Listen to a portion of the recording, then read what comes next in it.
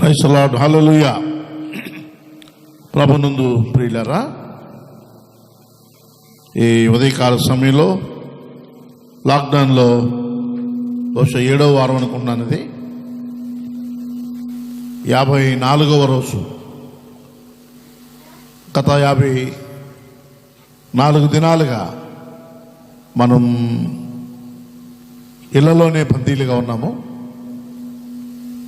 ఇప్పుడు దేవుని మహాకృప చేత అలవాటు అయిపోయింది ఇంచుమించుగా. ఏదేమైనా మరి ఈ బందీగా ఉన్న దినాల్లో కుటుంబాన్ని ఏ రీతిగా సంరక్షించుకోవాలి, కుటుంబంలో ఎలాంటి జాగ్రత్తలు కలిగి ఉండాలో, ఆరోగ్యపరంగా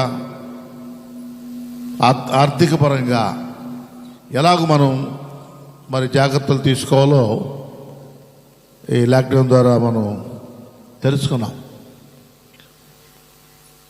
ముఖ్యంగా కుటుంబంలో కుటుంబ వ్యవస్థను ఎలాగ నడిపించుకోవాలో, కుటుంబాన్ని ఎవరు సమర్థించుకోవాలో, ఇవన్నీ మనకు అర్థమైనాయి. భక్తి జీవితంలో కూడా మనం ఎలాగునా మెసులుకోవాలో, దేవునికి మనం ఎంత దగ్గరలో ఉంటున్నాం, దూరంగా ఉన్నాం, ఈ విషయాలు కూడా మనకి అర్థమవుతూ ఉన్నాయి. గతించిన వారంలో మనం 3 ప్రాముఖ్యమైన విషయాలు విన్నాం. మన దేవుడు గొప్ప కార్యాలు చేసే దేవుడని, గొప్ప రక్షణను గురించి, మూడవదిగా చెప్తారా, గొప్ప కార్యములు, గొప్ప రక్షణ, గొప్ప విందు. అది 3 విషయాలు. అబ్రహాము చేసిన విందు, తన కుమారుడు పాలు విడిచినప్పుడు గొప్ప విందు చేశాడు. మమరే దగ్గర సింధూరంలో ఉన్నప్పుడు ఎండవేళ గొప్ప విందు చేశాడు. అంతేకాకుండా మన ప్రభు భూమి మీద తన ప్రజలైన వారికి 7 సంవత్సరాలు మహా గొప్ప విందు చేయబోతూ ఉన్నాడు. ఈ విషయాలు మనం గతించిన వారంలో మనం జ్ఞాపకం చేసుకున్నాం. ఈరోజు మన ధ్యానం కొరకై మార్కు సువార్త 11వ అధ్యాయం, మార్కు సువార్త 11వ అధ్యాయం 12వ వచనంలో ఈ భాగాన్ని మనం చదువుకుందాం. మార్కు సువార్త 11వ అధ్యాయము 12వ వచనం చదవండి. మరునాడు వారు బేతనియా నుండి వెళ్ళుచుండగా ఆయన, అనగా యేసుక్రీస్తు ప్రభు వారు ఆకలిగొని ఆకులు గల ఒక అంజూరపు చెట్టును చూచి, దూరము నుండి చూచి, దాని మీద ఏమైనా దొరుకునేమో అని వచ్చాను. తన వద్దకు వచ్చి చూడగా ఆకులు తప్ప మరి ఏమీ లేవు. ఎలా అనగా అది అంజూరపు పండ్ల కాలము కాదు. అందుకు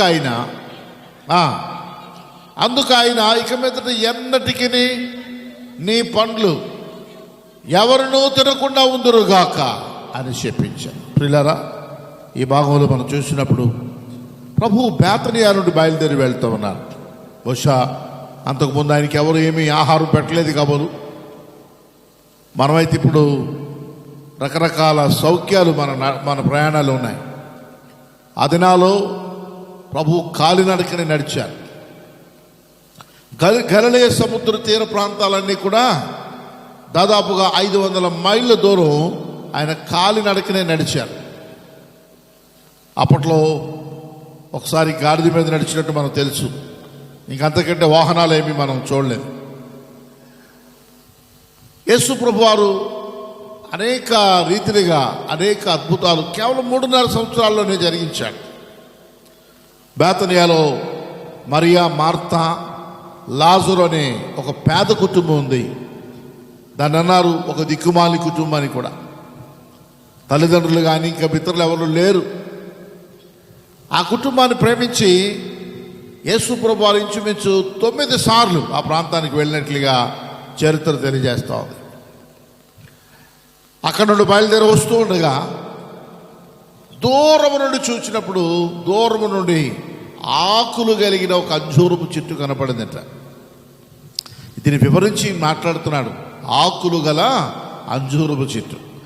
ఆకులు గల అంజూరపు చెట్టు ఎందుకన్నాడంటే, అంజూరపు చెట్టుకి ఆకులు గనక ఉంటే ఖచ్చితంగా కాయలు ఉండాలి, పోతుండదు. ఆకులు ఉన్నాయి కనుక మరి పళ్ళు ఉన్నాయనే ఉద్దేశంతోనే ఆశపడి యేసు ప్రభువు దగ్గరికి వచ్చి కొంచెం లోపలికి వెళ్ళి వెతికితే ఆకులు తప్ప మరి ఏమీ అక్కడ. చాలా కోపం వచ్చింది దానికి. యేసు ప్రభువుని ఏం చేసింది? మోసగించింది అనమాట. పైకి కనబడతా ఉంది కానీ లోపల ఫలాలు లేవు. నిజమే, భక్తి జీవితంలో దేవుని పిల్లలమైన మనం మన ఆత్మీయ జీవితంలో పైకి కనపడుతున్నాం కానీ లోపలికి వెతికి ప్రభు చూస్తే ఆత్మీయ ఫలాలు లేవని ప్రభు ఆశిస్తూ ఉన్నాడు. కలిగి ఉన్నామా? దేవుని కొరకు ఫలాలు ఫలించేవారుగా ఉంటున్నామా? ఆయన మనం రక్షించుకున్నది, ఆయన మనల్ని రక్షించుకున్నది ఒంటరిగా అలా ఉండిపోవడం కోసం కాదు. 12 మంది శిష్యులు తయారు చేశాడు ఆయన. 12 మందిని కూడా తన ఎలాగున్నాడో ఆ శిష్యులను కూడా అలాగే తయారు చేశాడు. తనకున్న అనుభవాల్ని, ఆయనకున్న పవరు వారికి ఇచ్చాడు. వెళ్ళండి, నా పేరటన్ని చేయండి అన్నాడు. అద్భుతాలు చేయండి, సూచక్రియలు చేయండి, మహత్కార్యాలు చేయండి అన్నాడు. నేను మీకు ఏమైతే ఆజ్ఞాపించానో వాటన్నిటి చొప్పున చేయండి, భూదిగంతముల వరకు మీరు నాకు సాక్షులై ఉండండి అన్నాడు. యేసు ప్రభు ఒక్కరూ చేయలేదు ఈ గొప్ప కార్యాలు. 12 మంది వెళ్ళినప్పుడు 120 మంది శిష్యుల సంఖ్య పెరిగింది. ఆ తర్వాత 3,000 మంది చేర్చబడ్డారు, పెరిగింది. అలాగున 1,000 కొలది శిష్యులు పెరిగారు. రక్షించబడి మారు మనసు పొంది పాపక్షమాపణ నిమిత్తమై యేసుక్రీస్తు నామములో బాప్తిసం పొందిన ప్రతి విశ్వాసి ఇప్పుడు అబ్రహాము కుమారుడిగా చేర్చబడతా ఉన్నాడు. ఈ ఉదయకాల సమయంలో 2 విషయాలు మనం చూస్తున్నాం. ఇక్కడ వేషధారణ అనే మాట మనం చూస్తున్నాం. అంజూరపు చెట్టులో మనకు కనపడింది వేషధారణ. అంజూరపు చెట్టు మానవ జీవితానికి మనకు సూచనగా ఉంది. అంజూరపు చెట్టు సంవత్సరానికి రెండు కాపులు కాస్తుందట. ఆయా సందర్భాల్లో అంజూరపు చెట్టును గురించి అది బలహీనమైన వారికి ఔషధంగా, ద్రాక్ష చెట్టు ఆహారంగాను దేవుడు వాడాడు. ప్రకృతిలో దేవుడు సృష్టిలో ఆ అంజూరపు కాయలు, అంజూరపు పండు చాలా శ్రేష్టమైంది. ఇది సర్వరోగ నివారణ అని చెప్పుకోవచ్చు. మనం గవర్నమెంట్ హాస్పిటల్కి వెళ్తే ఏం చెప్పినా ఆ బిళ్ళ ఇస్తారు, పారాసెటమాల్. అది జ్వరానికి అదే బిళ్ళ, రొంపకి అదే, తలనొప్పికి అదే, కీళ్ళ నొప్పులన్నా అదే. నువ్వు ఏదైనా అడిగితే మనకిచ్చేది పారాసెటమాలే. పారాసెటమాల్లో ఇవన్నీ ఉంటాయి. ఇంతకంటే గొప్పది అంజూరపు, హైదరాబాద్ ప్రాంతాల్లో దొరుకుతాయి అంజూరపు అడలు, డ్రై ఫ్రూట్ అనమాట. ఇది చాలా ఔషధం, చాలా అన్ని రోగాలకు అవసరమైంది. ఎప్పుడైనా దొరికినప్పుడు తప్పనిసరిగా తీసుకోండి ఖచ్చితంగా. ఒకడు యెరూషలేము నుండి యెరికో పట్టణానికి దిగి వస్తున్నప్పుడు దొంగల చేతులు పడ్డాడు. వాడికి ఈ అంజూరు పడలు పెట్టారు, ద్రాక్షాగలలు ఇచ్చారు.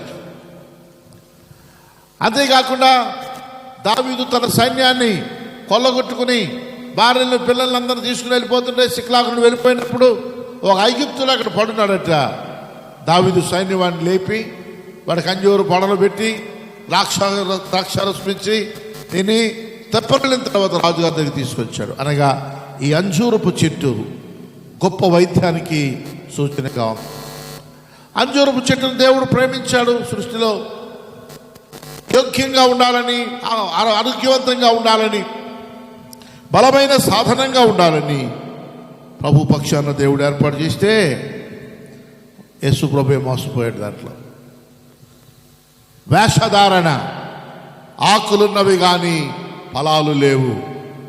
మనం పైకి కనపడతా ఉన్నాం, బాగా కనపడుతున్నాం, కానీ లోపల ఫలాలు లేవు, ఆత్మ ఫలాలు లేవు. మనందరము ఫలించేవారిగా ఉండాలి. మన పక్షాన ప్రభు కొరకు అనేక ఆత్మలు సంపాదించేవారిగా ఉండాలి. దానియేలు గ్రంథంలో చెప్తాడు 10వ అధ్యాయంలో కదా, ఎవడు అనేకులను త్రిప్పుతుడో వాడు ఆకాశ మండలంలో నిరంతరం ప్రకాశించు జ్యోతులను పోలిన వాడై ఉంటాడంటాడు. కాబట్టి నిరంతరము ప్రకాశించు జ్యోతుల వలె ఉండాలంటే అనేకులను త్రిప్పేవారిగా ఉండాలి. అనేక ఆత్మలను ప్రభు కొరకు మనం సంపాదించే వారిగా ఉండాలని జ్ఞాపకం చేస్తూ ఉన్నాను. ప్రియులారా, వేషధారణ అనేది చాలా భయంకరమైన ఘటనగా మనం చూస్తున్నాం. వేషధారణ కలిగే కొన్ని ప్రమాదాలు కూడా ఉన్నాయి, చెప్తాను. డాక్టర్ గారి దగ్గరికి వెళ్ళామనుకోండి, మనకున్న రోగం ఉన్నది ఉన్నట్టుగా మనం చెప్పాలి. సిగ్గుపడి దాచుకుంటే అదేమైపోతుందంటే తడిపి మొబుడు అయిపోద్ది. నాకు అదేదో లాగుందనంటే ఎలాగుంది, అదేదో లాగుందంటే 2 ఇంజెక్షన్ చేస్తాడు ఆయన. 2టికి తెవరకపోతే ఇంకో 2 వేస్తాడు, మెత్తగా పడి ఉంటాం. ఇవిడికి చాలా అర్జెంట్ రాజమండ్రి తీసుకుపోవాలి. ఆయనకు సంబంధించిన ఒక ఆయన ఉంటాడు, ఆయన పంపేస్తాడు. ఆయన మొత్తం పైనుడి కిందకి అన్ని రకాల టెస్టులు చేస్తాడు, ఆఖరిని ఏమీ లేదంటాడు. 20 రూపాయలు బిళ్ళకి మొత్తం కథ అంతా పోతాను అంటాడు. అదే కరెక్ట్గా నువ్వు ముందు యథార్థంగా చెప్పుకుంటే నీ 10 రూపాయలతో పోయేదేమో ఒకవేళ. దేవుని దగ్గరికి వెళ్ళినప్పుడు, వైద్యుల దగ్గరికి వెళ్ళినప్పుడు మనం యథార్థం మాట్లాడాలి. ఏమండి, బాగున్నావు కదా అందరూ, బాగున్నావు లేదో తెలుసు, పైన బాగుంటారు చాలామంది, శారీరకంగా బాగా కనపడతారు, కానీ లోపల ఉంటుంది వ్యాధి. అందుకే ఇర్మియా భక్తుడు అన్నాడు, హృదయం అన్నిటికంటే మోసకరమైంది, అది ఘోరమైన వ్యాధి గలది, దాన్ని గ్రహించగలిగిన వాడెవడు? మార్కు సువార్తలో 7:21 అంటాడు, లోపల నుండి అనగా మనుషుల హృదయంలో నుండి దురాలోచనలు, జారత్వములు, దొంగతనములు, నరహత్యలు, వ్యభిచారములు, లోపములు, చెడుతనములు, కృత్రిమము, కామవికారము, మత్సరము, దేవదూషణ, అహంభావము, అవివేకమును వచ్చును. తర్వాత అంటాడు, ఈ చెడ్డవన్నీ లోపల నుండి బయలు వెళ్ళి మనుష్యుని అపవిత్రపరచునని యేసు చెప్పాను. ఇది అపవిత్రమైనవి. అపవిత్రమైనవి ఎక్కడున్నాయి? ఇవన్నీ లోపల గూడు కట్టుకుని ఉన్నాయి. కాబట్టి యథార్థత అనేది మన హృదయంలో ఉండవలసిందిగా జ్ఞాపకం చేస్తూ ఉన్నాడు. 2వ మాట చూస్తే దినవృత్తాంతముల 2వ గ్రంథం తీయండి, చదవండి. దినవృత్తాంతముల 2వ గ్రంథం 16వ అధ్యాయము 9వ వచనాన్ని మనం చూస్తే భక్తుడు ఈ రీతిగా జ్ఞాపకం చేస్తూ ఉన్నాడు, తన యందు యథార్థ హృదయము గల వారిని బలపరచుటకై యెహోవా కనుదృష్టి లోకమందంతటను సంచారం చేయుచున్నది. తన యందు భయభక్తులు గల వారిని బలపరచు నిమిత్తము ఆయన కనుదృష్టి యథార్థవంతులైన వారి కొరకు ఆయన కనుదృష్టి లోకమంతా సంచారం యథార్థవంతులుగా ఉండాలని. మనలో యథార్థత లేకపోవడానికి ప్రధాన కారణం వేషధారణ. లోపల ఒకటి, బయట ఒకటి, చెప్పేదొకటి, చేసేదొకటి, అనుకునేదొకటి, అభ్యాసం ఒకటి అవుతుంది. నీ కుటుంబంలో నీకు యథార్థత ఉందా? నీ సమాజంలో నీకు మంచి పేరుందా? యథార్థత మీదనే ఆధారపడి ఉంది. డాక్టర్ గారి దగ్గరికి వెళ్ళినప్పుడు ఎంత కరెక్ట్గా చెప్తావో దేవుని సన్నిధిలో కూడా అలాగే మనం చెప్పేవారిగా ఉండాలి. అపోస్తలుల కాలంలో, అపోస్తలుల కార్యాల గ్రంథంలో ఒక కుటుంబాన్ని జ్ఞాపకం చేస్తాను. అపోస్తలుల కాలంలో అపోస్తలులందరూ కూడా ఒక ఆలోచనకు వచ్చేసారు. వారు స్థిరాస్తులన్నీ కూడా అమ్మి అపోస్తలుల పాదాల మీద పెట్టాలని ఈ నిర్ణయానికి వచ్చేసారు, మందిరానికి వచ్చేసారు. అయితే 5వ అధ్యాయంలో మొదటి వచనం నుండి అననీయ సప్పీరా అను ఒక కుటుంబం ఉంది. వారు కూడా ఆ జనాల్లో ఉన్నవారే, తీర్మానం చేసిన వారిలో ఉన్నవారే. అయితే చూడండి, మొదటి వచనంలో ఏమంటాడు? అననీయ అనే ఒక మనుషుడు తన భార్య అయిన సప్పీరాతో కూడా ఏకమై పొలం అమ్మాను. చూడండి, భార్య ఎరుకనే అంటే భార్యకు తెలిసినట్లుగా వారిద్దరూ ఏకీభవించి భార్య ఎరుకనే వెలలో కొంత దాచుకుని కొంత తెచ్చి, కొంత దాచుకుని కొంత తెచ్చి, ఇక్కడది అభ్యాసం, కొంత దాచుకుని కొంత తెచ్చి అపోస్తుల పాదముల యొద్ద ఉంచాను. పేతురు, అన్నయ్య నీ భూమి వెలలో కొంత దాచుకుని పరిశుద్ధాత్మను నువ్వు ఎందుకు మోసగిస్తున్నావు అన్నాడు. పిల్లరా, ఇతను ఎవరికి తెలియదు అనుకున్నాడు, అతను దాసుని సంగతి తెలియదు అనుకున్నాడు. కానీ ఇద్దరు మాట్లాడుకున్నారు ఇంటి దగ్గర. ఎందుకు ఇలాగ పరిశుద్ధాత్మని మోసగిస్తున్నావు అన్నాడు. అంతే, పడిపోయాడు అన్నాడు. తీసుకెళ్ళిపోయారు. తన భార్య వచ్చిన తర్వాత ఆమెను అడుగుతూ ఉన్నారు, అమ్మా నీ పొలములో ఇంతకీ అమ్మేవా అంటే ఇద్దరు ముందు అనుకున్నారు కదా, దాన్ని బట్టి అయ్యా అంతేనండి అంతే. మనవాళ్ళు సాగు చెప్తారు, ఆడవాళ్ళు బొక్కితే గోడ కట్టినట్టు ఉంటుందట, మగవాళ్ళు బొక్కితేనేమో దడిగట్టినట్టు ఉంటుందట. అలా బొంకలేరు, ఊహు చేసుకుని ఉండలేరు, నవ్వేస్తారు, చెప్పేస్తారు. అవునా అంటే ఈవిడ చాలా ఖచ్చితంగా చెప్తుంది. మా ఆయన కూడా చెప్పానుగా, చెప్పుండడం ఇంతగా అనుకున్నాం కదా, అంతే అనుకుంది. అప్పుడు ఆయన అన్నాడు, నీ భర్తను పాతి పెట్టిన వారు పాదాలు ఇంకా లోపలికి టప్పన పడిపోయింది. ఆవిడ కూడా వారు ఎవరిని మోసగించారు? దేవుని మోసగించారు, పరిశుద్ధాత్మని మోసగించారు. దేవునికి ఇచ్చే విషయంలో మోసం, అన్యాయం జరిగింది. దేవుడు వెర్రివాడేం కాదు. దేవుడు మనకి సుఖ సౌఖ్యాలు ఇస్తూ, ఆరోగ్యం ఇస్తూ, ఆయుష్కాలం ఇస్తూ, అనుదినము కావలసినవన్నీ దేవుడు మనకి ఇస్తున్నప్పుడు మనం దేవునికి ఇచ్చేదే వెనకబెడితే ఏదో రకంగా దేవుడు దాన్ని వసూలు చేసుకోగలుగుతాడు. ఇతరు ఏకీభవించి చచ్చారంతే. దేవుని కోరిక ఏంటంటే తన యందు యథార్థ హృదయం గల వారిని బలపరచడానికి యెహోవా కనుదృష్టి లోకమంతటా కూడా నువ్వు యథార్థంగా ఉంటే దేవుని కనుదృష్టి నీ మీద ఉంటుంది. ఎప్పటి వరకు? సంవత్సరాది మొదలుకొని సంవత్సరాంతం వరకు నీ మీద ఆయన కనుదృష్టి ఉంటుంది. బైబిల్ చరిత్రలో యథార్థము అనే మాట ఒకే ఒక ఆయనకి సొంతం. చెప్పండి ఎవరు? యోబు. అతడు యథార్థవంతుడును, న్యాయవంతుడును, చెడుతనమును విసర్జించినవాడు. భూమి మీద ఇతని వంటి వాడు ఒక్కడును. ఎవరిచ్చారు ఈ సాక్ష్యం అంటే? దేవుడే సాక్ష్యం ఇచ్చారు. ఆహా, ఎంత గొప్ప సాక్ష్యం ఉందా మనకి! యథార్థవంతులమనే సాక్ష్యం అనుకుందా? సేవ చేస్తున్నానంటే కాదు నేను, ఏమండి, బోధిస్తున్నానంటే కాదు నేను, దేవుని పనిలో ఉన్నామంటే సరిపోము. దేవుని దృష్టిలో మనం యథార్థవంతులుగా ఉన్నామా లేదా, అది కూడా మనం ఆలోచన చేయాలి. దేవుడు అప్పగించిన పనిని బాధ్యతగా జరిగిస్తున్నామో లేదో కూడా గుర్తు చేసుకోవాలి. దేవునికి ఇచ్చిన మాట నెరవేర్చగలుగుతున్నామో లేదో జ్ఞాపకం చేసుకోవాలి.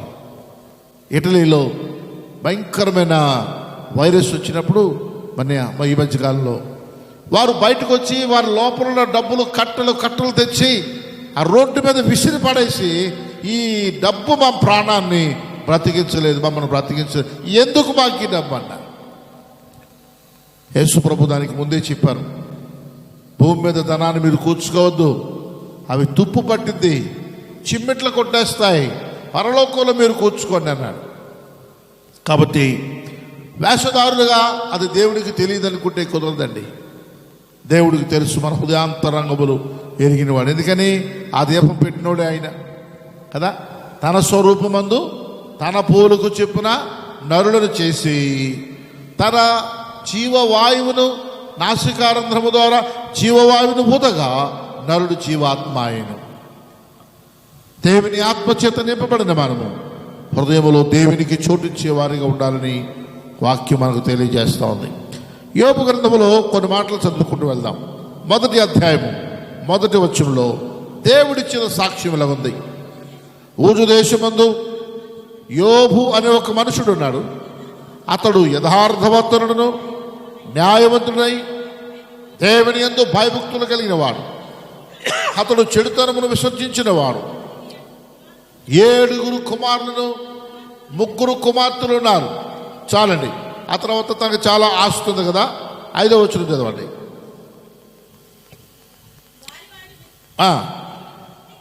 ఇక్కడ ఆస్తి తర్వాత కుటుంబం 10 మంది కూడా చేసే విధానం చెప్తున్నాడు. ఇక్కడ ఏంటంటే వారి వారి విందు సమయమందు పెద్దోడైన భోజనం, ఒకవేళ పెద్ద ఆయనింటికాడ భోజనం అయితే 10 మంది పెద్ద ఆయనింటికి వెళ్ళేవారట. నెంబర్ 8 8వ వాటికాడ భోజనం అయితే అందరూ కూడా ఆ 8వ ఇంటికాడ భోజనం అలా తింటూ చాలా చక్కగా వారు రోజులు గడుపుతూ ఉండేవారు. ఒక దినాన్ని పెద్దవారింటికాడ భోజనం చేస్తున్నప్పుడు సాతానుగాడు లైసెన్స్ తీసుకున్నాడేమో, ఆ ఇల్లు కూలి 10 మంది పిల్లలు ఒక్కసారే కూలిపోయి 10 మంది చనిపోయారు. ఒకడు పరిగెత్తుకొచ్చి యోబుని అడుగుతూ ఉన్నాడు, నాయనా కుమారులు మొత్తం అందరూ చచ్చిపోయారు అన్నప్పుడు తన పట్టు వస్త్రాన్ని తీసి, మనము దిగంబరులుగా వచ్చాము, నేను తల్లి గర్భంలో నుండి దిగంబరిగా వచ్చాను, దిగంబరుగానే వెళ్ళిపోవాలి, యెహోవా ఇచ్చెను. ఎంత యథార్థం అండి. 10 మంది పిల్లలు ఒక్కసారి చనిపోతే చెప్పే సాక్ష్యం ఏంటి? యెహోవా ఇచ్చెను, యెహోవాయే తీసుకుని పోయాను, యెహోవా నామునకి మహిమగా. ఎన్ని కష్టాలు కలిగిన బిడ్డలు చనిపోయారు కదంటే, మన తర్వాత తన శరీరం అంతా కూడా పుండ్లు, భయంకరమైన గాయాలు. ఈ దురద తీరడానికి చిల్ల పెంకులు తెచ్చి గీకుతుంటే రక్తము కారిపోతున్నప్పుడు కుక్కలు వచ్చి వాటిని నాకేయట. అప్పుడు అతనికి సమ్మతగా ఉండేదట. ఎంత ఘోరమైన పరిస్థితో. తర్వాత మనం ఈ విషయాలన్నీ చూసినప్పుడు భార్య కొంచెం సణుక్కునంది. ఇంకేంటయ్యా ఇంకా యథార్థం యథార్థం యథార్థం అంటావు, ఎందుకు ఇంకెందుకు యథార్థం, ఎందుకు చావచ్చు కదా, దేవుడు దూషించి చచ్చిపోవచ్చు కదా అంటే ఏమంటాడు సాక్ష్యం? మేలు అనుభవించిన మనము కీడు అనుభవించ తగమా? ఎంత గొప్ప సాక్ష్యం అండి. ఆడు ఎంత యథార్థవంతుడో యోబుని గురించి మనం చూస్తున్నాం. యోబు భార్య వేషధారి అనుకోవాలి మనం ఇప్పుడు. యోబు యథార్థవంతుడైతే యోబు భార్య వేషధారణ ఎయిడ్స్ వ్యాధి కంటే గొప్పదండి. వేషధారణ ఎయిడ్స్ వ్యాధి కన్నా. పలానోడికి ఎయిడ్స్ వ్యాధి ఉంది అన్నాం అనుకోండి, ఆ చుట్టుపక్కలకి వెళ్తామా, రానిస్తామా, పంచి పెడతామా? పాప అలా చూడటం వల్ల మనకు నష్టమే లేదు, మనకేం అంటుకోదు. అది అక్రమ లైంగిక సంబంధం అయితే తప్ప శరీరం ముట్టుకున్నా ఏమవుతూ, మంచులు తగినా ఏం కాదు. కానీ అతను అలా ఫీల్ అయితే జబ్బును బట్టి కాదు, కానీ ప్రజలు ఆ పరిస్థితిని బట్టి చచ్చిపోతారు. ఈ వ్యాధి అంతకంటే ఘోరమైంది. వేషధారిని దేవుడు క్షమిస్తలేదు. నేను వేశ్యనైనా క్షమిస్తాను కానీ వేషధారిని ఎంత మాత్రం కూడా క్షమించునని చెప్తా ఉన్నాడు. నువ్వు ఏ స్థాయిలో ఉన్నావో యోబును బట్టి ఒకసారి జ్ఞాపకం చేసుకోవాలని మనవి చేస్తూ ఉన్నాను. ప్రకటన గ్రంథం 1వ అధ్యాయము 6వ వచనం చదువుతాం.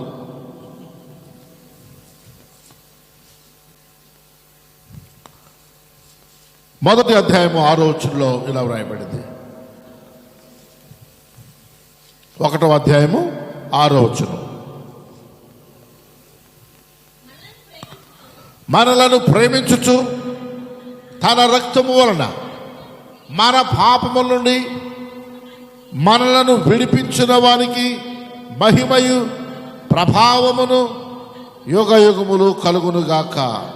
మనలను ప్రేమించి మనలను యుగ యుగములు ఆయన రాజ్య వారసులుగా చేయడానికి, పాపములు క్షమించడానికి శక్తి కలిగిన దేవుడు ఆయన యథార్థవంతుడు.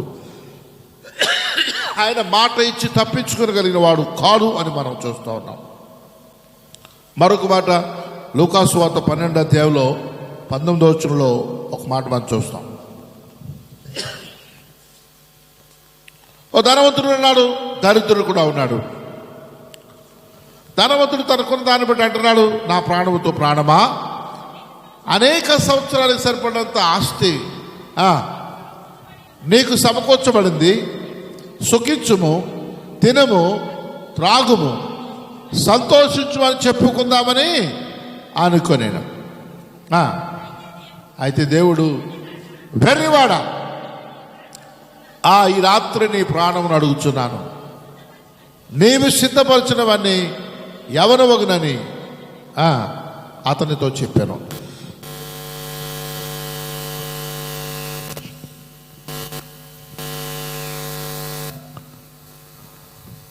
వెనివాడా, ఈ రాత్రి నీవు సిద్ధపరచినవని ఎవరి వగును అంటున్నాడు, ఎవరి వగును అని. కాబట్టి ఎన్ని సంపాదించినా ఏమి సంపాదించినా దేవుని ఆశీర్వాదం లేకపోతే అది ఉపయోగమేమే. యథార్థముగా సంపాదన, యథార్థవంతమైన జీవితం మనకున్నప్పుడు నేను అంటున్నాను, మనం ఊహించలేనంత గొప్ప స్థాయికి మనం వెళ్ళిపోతాం. అంతలో కనబడి ఇంతలో మాయమైపోయేవారు మనం. ఎప్పుడు ఏం సంభవిస్తుందో మనకు తెలియదు. కానీ ఇవన్నీ దైవ చిత్తంలో ఉన్నవని జ్ఞాపకం చేసుకోవాలి. ధనవంతుడు నాడు అతడు విర్రవీగాడు. కానీ ఆ ప్రక్కన దరిద్రుడు కూడా ఒకడు ఉన్నాడు. అతని పేరు లాజరు.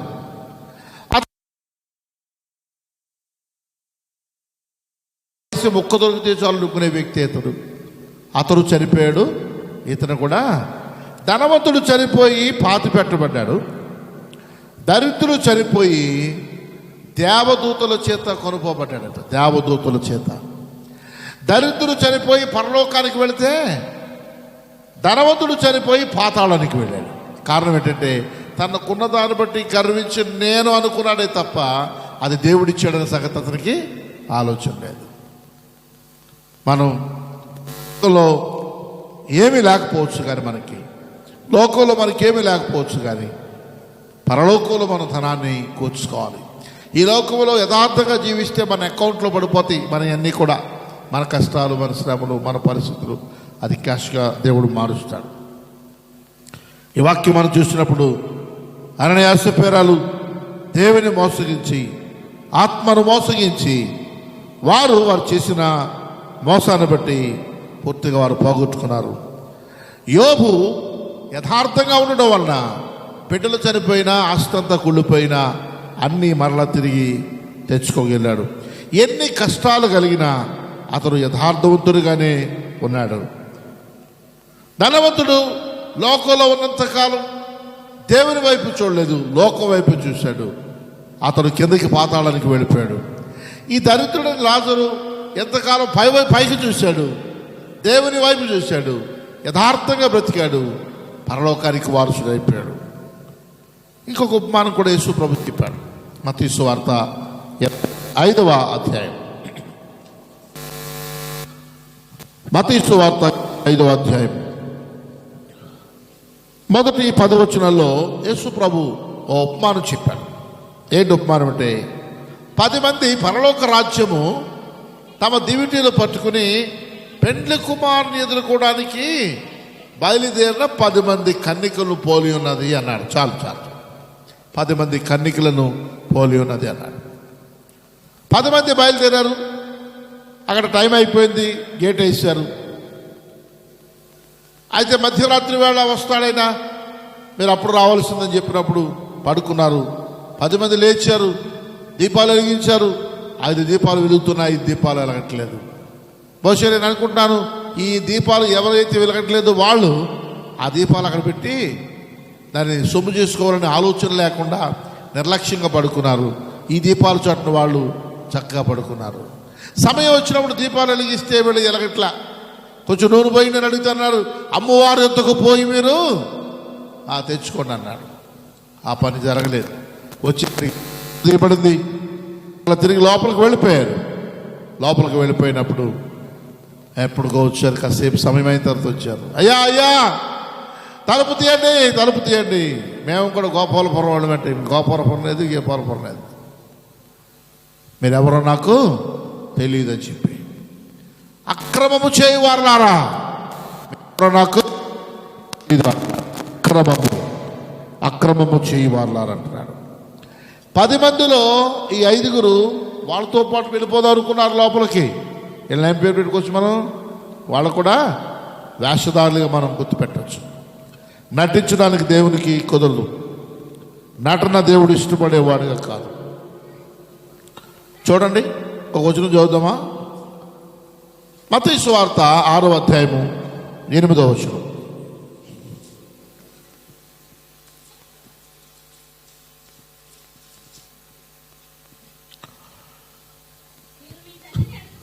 మీరు మీ తండ్రిని అడగక మునిపే మీకు అక్కరగా ఉన్నవేవో దేవుడికి తెలుసు, ఖచ్చితంగా ఆయన ఇస్తాడు.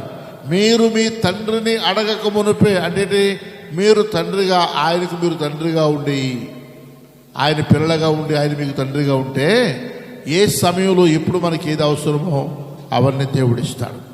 కాబట్టి అది యథార్థత. ఉపవాసంలో వేషధారణ, ప్రార్థనలో వేషధారణ, ఆరాధనలో వేషధారణ, కుటుంబంలో వేషధారణ, సుక్కరి పరిచయ వలె వేషధారణ వేషధారణ వేషధారణ. అది దేవుడు ఇష్టపడేవాడికి లేడు. వేషధారణ కాదు, కానీ మనం ఎలా ఉండాలట? యథార్థంగా ఉండాలండి, యథార్థత కలిగి ఉండాలని చూస్తున్నాడు. అలాగూ యథార్థవంతులను బలపరచడానికి ఆయన లోకమందంతటా సంచారం చేస్తున్నాడు. వేషధారిగా ఉన్నావా? యథార్థవంతులుగా ఉన్నావా? నువ్వు యథార్థంగా జీవిస్తే యోబును ప్రేమించి ఆశీర్వదించిన దేవుడు నిన్ను ప్రేమిస్తాడు. ఒకవేళ అలాగూ నువ్వు యథార్థంగా ఉండక వేషధారిగా ఉన్నట్లయితే అననయ సప్పేరాలు మోసపోయినట్లుగా మీరు కూడా మోసపోతాడు. ఈ దినం గొప్ప ఆశీర్వాదకరమైన దినం. మనకి లాక్డౌన్ డౌన్ అయినప్పటికీ, సెలవులు ఇవ్వకపోయినా, లోపల మనం బంధించబడి ఉన్నా, గవర్నమెంట్ మనం పరీక్షిస్తుంది, కానీ దేవుడే పెట్టాడు ఈ పరీక్షను జ్ఞాపకం చేసుకోవాలి. అన్ని విధాల అనుభవాలు వచ్చినాయి. ఇప్పుడైనా మనం ఏం చేయాలి? మూతికి చక్క మాస్క్ వేసుకోవాలి, చేతులు కడుక్కోవాలి, ఏమండి, మాటకి శుభ్రం చేసుకోవాలి, ఇంటికి జాగ్రత్తగా ఉండాలి, వచ్చిన వారు వెళ్ళేవారి విషయంలో కూడా జాగ్రత్తగా ఉండాలి, సమయాన్ని తీసుకోవాలి, సంపాదన విషయంలో అవన్నీ జాగ్రత్త పడాలి, ఆరోగ్య విషయంలో జాగ్రత్తగా ఉండాలి. ఇది మనకు మంచిదా, వాళ్ళకి మంచిదా? ఇప్పుడు విడిచిపెట్టినా కానీ ఈ క్రమాన్ని మానతామా మనం? అమ్మో వచ్చేసిందేమో భయం. కాబట్టి ఈ విషయంలో గవర్నమెంట్ ఏదో చెప్పింది కదా అని చెప్పి మనం గవర్నమెంట్ మోసగించి మామూలుగా వెళ్ళిపోతున్నాం అనుకోండి, దాన్ని ఏమంటారు? అది వేషధారణ అవుతుంది. నష్టం ఎవరికి వస్తుంది? మనకి వస్తుంది. ఇప్పుడు మనం విడిచిపెట్టినా మనకు నష్టం రాదు, ఎందుకంటే దెబ్బతిని ఉన్నాం, చూసాం కనుక జాగ్రత్తగా యథార్థంగా మనం చెప్పిన మాటలు జాగ్రత్తగా వింటూ ముందుకు వెళ్ళినప్పుడు యథార్థవంతుల జాబితాలోనికి వెళతాం. అప్పుడు ఆరోగ్యం మన చేతిలో ఉంది, ఆహారం మన చేతిలో ఉంది, ఐశ్వర్యం మన చేతిలో ఉంది, ఆశీర్వాదం మన చేతిలో ఉంది. ఎందుకంటే అవన్నీ కలిగిన వాడు మనకున్నాడు కనుక ఆయనే మనలను, మన కుటుంబాన్ని అత్యధికంగా ఆశీర్వదిస్తాడు. ప్రభు ఈ మాటలు మన కొరకు దీవించునుగాక. ఆమేన్. ప్రార్థన చేసుకుందాం. పరిశుద్ధుడా, ప్రేమ కలిగిన తండ్రి, స్తోత్ర వందనాలు.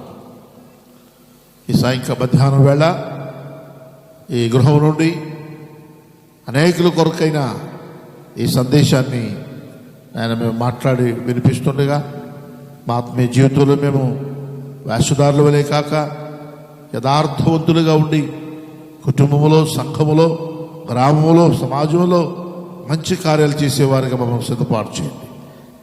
ప్రభా, చెప్పబడిన బోధ ఈ మాటలు అందరి కుటుంబాలకు ఆశీర్వాదకరంగా ఉన్నట్లు సహాయం చేయండి.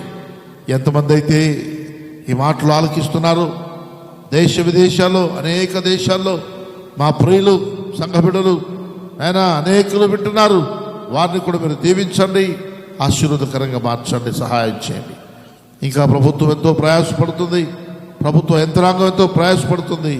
వారిని కూడా మీరు కనికరించండి, తగిన పురస్కారం వారికి దయచేయండి, తగిన ఆరోగ్యం, ఆయుష్కాలం వారందరికి దయచేయండి, కృప చూపించండి. ఇక్కడ వారు ఎంతోమంది ఆర్థికమైన నష్టం కలిగి ఉన్నారు, వలస కూలీలు ఇబ్బందులు పడుతున్నారని వింటున్నావు నాయన. ఎంతోమంది రోడ్ల మీద ఇంకా నడుస్తూ ఉన్నారని విన్నావు నాయన. అటు వారు మీరు ఆదరించండి, కనికరించండి, కృప చూపించండి. ఎన్నో కర్మాగారాలు మూతవేయబడ్డాయి నాయన, అవన్నీ మళ్ళీ తిరిగి పునర్నిర్మాణం చేయబడ్డానికి సహాయం చేయండి అయినా. ఈ భయంకరమైన వైరస్ను మీ అగ్ని చేత కాల్చివేయండి నాయన. మరెన్నడూ మాకు కనబడకుండా చేయండి. ఇంకా అనేకమైన పరిస్థితులు మా వెనక తరుముకుంటూ వస్తుండగా మేము యథార్థంగా జీవిస్తూ, భక్తిలో యథార్థత కలిగి, ఆరాధనలో యథార్థత కలిగి, ప్రార్థనలో యథార్థత కలిగి, ఇచ్చే విషయంలో యథార్థత కలిగి, వేషధారణ లేకుండా యథార్థమైన జీవితాన్ని జీవిస్తూ ఆయన ఆ లాజరు అబ్రహాము రొమ్మును ఆనుకున్నట్లుగా మేము కూడా అలా చేరుకోవడానికి సహాయం చేయండి, కృప చూపించమని ఈ మాటలు వింటున్న వారందరి కుటుంబాలకు మీ అభిషేకం దయచేయమని మా ప్రభువు ప్రియకుమారుడు రక్షకుడైన యేసుక్రీస్తు నామములో మిక్కిలి వినయంతో స్తుతించి వేడుకుంటున్నాను తండ్రి, ఆమేన్. మన తండ్రి అయిన దేవుని నుండి, కుమారుడైన యేసుక్రీస్తు నుండి కృపయు సమాధానము కొన్ని మనందరికీ, ఆయా దేశాల్లో ఉన్న ప్రజలందరికీ నిత్యమైన కృప తోడుగా ఉండును కాక. ఆమేన్. ఆమేన్.